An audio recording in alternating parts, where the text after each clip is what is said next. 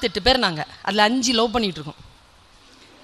தெரியும் எனக்கு 5 லவ் பண்ணுற 5 தெரியும்.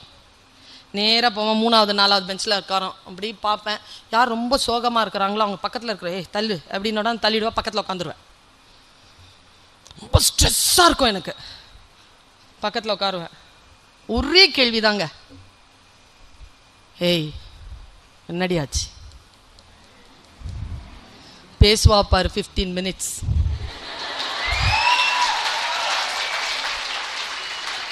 பயங்கர ஸ்ட்ரெஸ் பஸ்டராக இருக்கும் எனக்கு. எல்லாத்தையும் கேட்டுக்கிட்டு சி இதெல்லாம் ஒரு வாழ்க்கை அப்படி அப்படின்னு நேராக போய் முன்னால் உட்காந்துட்டு அலமேல் ஒரு விஷயம் கேட்க ஆரம்பிச்சிருவேன். நல்லா தெரிஞ்சுக்கோ, இதை ஏன் உங்ககிட்ட சொல்கிறேன்னு தெரியுமா?